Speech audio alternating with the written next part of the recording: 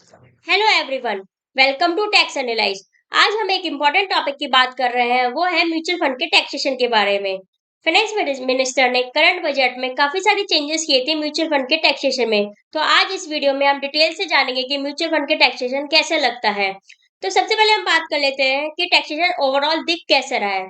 तो तीन पार्ट्स में टैक्सेशन को डिवाइड किया गया है, वो जो डिपेंड करता है इक्विटी एलोकेशन पर।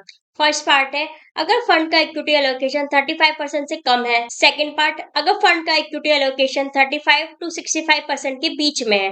थर्ड पार्ट अगर फंड का इक्विटी एलोकेशन 65% से। तो आज इस वीडियो में हम बात कर लेते हैं तीनों पार्टों की कि टैक्सेशन कैसे होता है म्यूचुअल फंड का। Let's start the video. तो फर्स्ट पार्ट की बात कर लेते हैं जिसमें इक्विटी एलोकेशन 35% से कम है। तो इस केस में मोस्टली ओनली डेट फंड ही कवर होते हैं जिसका जिसका टैक्सेशन स्लैब रेट के अकॉर्डिंग होता है। इट डजेंट मैटर आपका रिडम्पशन आपने 1 साल के बाद किया है या फिर 3 साल के बाद किया है या फिर आपने 5 साल के बाद किया है। आप जब भी आप रिडम्पशन करोगे स्लैब रेट के अकॉर्डिंग आपका टैक्स लग जाएगा। दैट मीन्स अगर आप 20% के स्लैब रेट में आते हो तो 20% के अकॉर्डिंग लगेगा। अगर आप 30% के स्लैब रेट में आते हो तो 30% के स्लैब रेट के अकॉर्डिंग टैक्स लगेगा। ना अब हम सेकंड पार्ट की बात कर लेते हैं जो कह सकते हैं न्यू इंट्रोड्यूस हुआ है। तो इस केस में अगर फंड का एलोकेशन इक्विटी एलोकेशन 35 टू 65% के बीच में हुआ है तो मोस्टली कह सकते हैं इसमें हाइब्रिड फंड ही कवर होते हैं।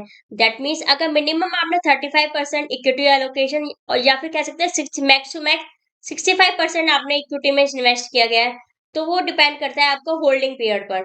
अगर आपका फंड का होल्डिंग पीरियड 3 साल से पहले आपने रिडम्पशन कर दी है तो दैट मीन उसका टैक्स स्लैब रेट के अकॉर्डिंग लगेगा।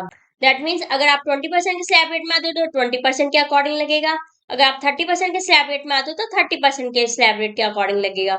और अगर आप अपना फंड विड्रॉ कर लेते हो 3 साल के बाद या फिर कह सकते हैं कि परचेज और रिडम्पशन का टाइम पीरियड है 3 साल के बाद है, देन उस केस में आपका tax long term capital gain tax लगेगा एट द रेट ऑफ 20%। और आपको इस केस में इंडेक्सेशन का बेनिफिट भी मिल जाएगा। तो अब बात कर लेते हैं थर्ड पार्ट की जो कहता है equity based allocation. That means अगर फंड ने 65% से ज्यादा इक्विटी में इन्वेस्ट किया गया है तो वो इसमें कवर होगा। इस केस में अगर आप फंड को विड्रॉ कर लेते हो या फिर कह सकते हो रिडीम कर लेते हो 1 साल से पहले तो उसके ऊपर short term capital gain tax लगेगा एट द रेट ऑफ 15%।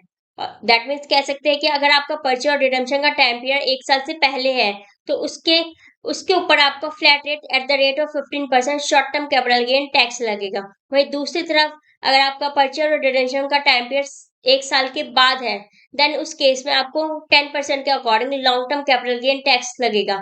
इस केस में आपका 1 लाख तक कोई भी टैक्स नहीं लगेगा। दैट मीन्स आपको जो भी गेन आएगा 1 लाख तक आपको कोई भी टैक्स नहीं लगेगा। 1 लाख से ऊपर जो भी गेन होता है उसके ऊपर flat rate at the rate of 10% के हिसाब से आपका टैक्स लगेगा। अगर आपको ये वीडियो पसंद आई है वीडियो को लाइक कीजिए, सब्सक्राइब कीजिए। अगर आपको कोई क्वेरी है तो कमेंट बॉक्स में बताइए। Thank you.